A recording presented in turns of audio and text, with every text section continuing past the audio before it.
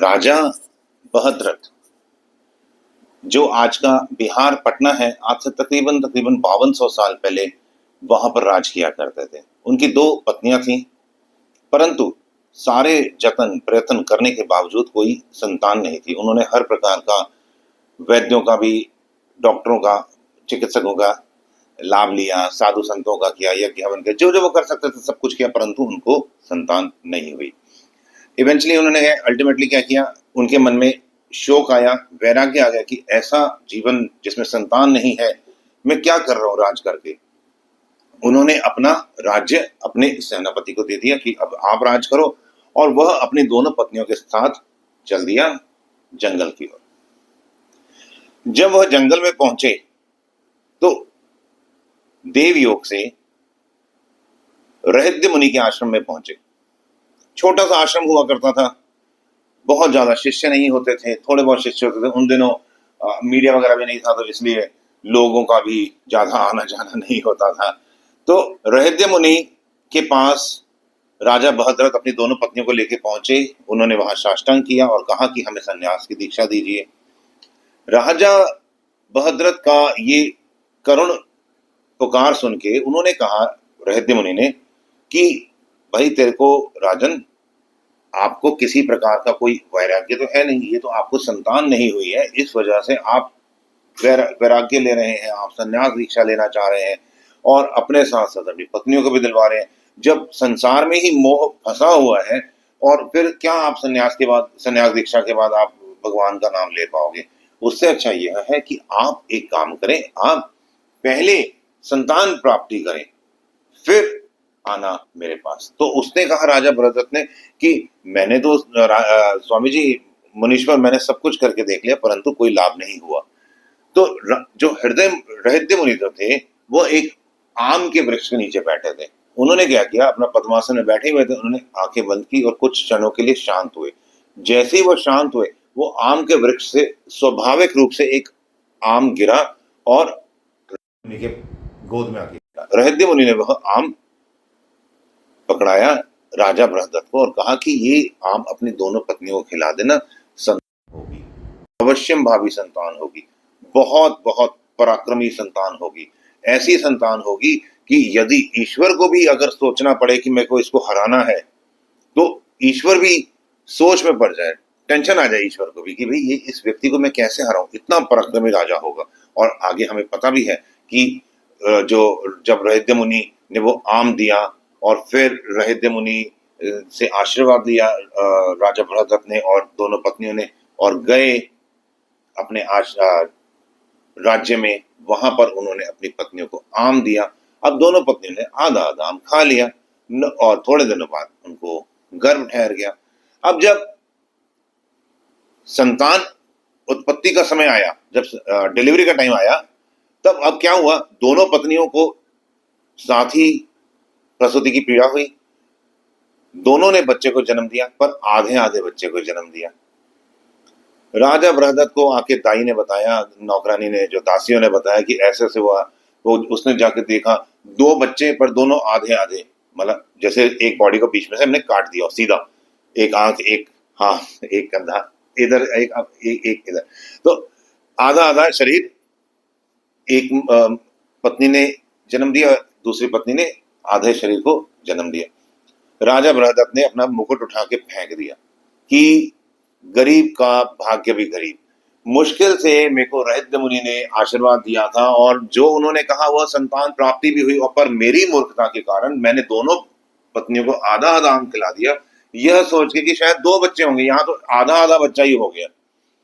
अब उसने अपनी दासी को बोला कि भाई ये जो दोनों लोथ के टुकड़े ही हैं, मरे हुए, इसको उठा के बाहर पिछले दरवाजे से ना, अंतरपुर के पिछले दरवाजे से निकल और वहां पीछे जंगल की ओर जाके फेंका। उस दाई ने भी वही किया, जाके पीछे जंगल में एक कोने में चुपचाप फेंक के आ गई। रात का समय था। मैं आपको एक बड़ी हैरानी की बात बताऊंगा कि आप कभी भी ये चीज को चेक करना, गौशाला में जब गाय होती है, उसको जब प्रसूति की पीड़ा होती है उसके कुछ दिन पहले से ही, जैसे सपोज करो 1 जुलाई को डिलीवरी होनी है गाय माता की, अब तकरीबन 15 दिन पहले से ही, यानी कि 15 जून या 20 जून के आसपास, अगर गौशाला थोड़ा जंगल टाइप एरिया में है तो वहां पे सियार घूमना शुरू कर देंगे, और अथवा शहर के एरिया में है तो उसके आसपास कुत्ते घूमना शुरू हो जाएंगे। मतलब गंध आनी शुरू हो जाती है, और ये जो जानवर होते हैं एकदम से गंध को पकड़ते हैं। उसी प्रकार जब इस दाई ने उस बच्चे के आधे आधे लोथ को बाहर फेंका, तो वहां पर भी जंगल था, वहां पर भी अलग अलग तरह के लोगों को अलग अलग तरह की उनके जो सेंसेस हैं वो उनको स्मेल आई। तो एक जरा नाम की राक्षसी आई वहां पर, और उसने देखा कि अरे बच्चा, वो भी आधा आधा, उसके आंखों में चमक आ गई, मुंह में जीभ में पानी आ गया कि मजा आएगा, आज बच्चा खाऊंगी। उसने जैसे ही उस बच्चे को उठाया, बच्चा दोनों जैसे एक हो गए, बच्चा रो पड़ा, ये डर गई, ये क्या हो गया, बच्चा कैसे जीवित हो गया।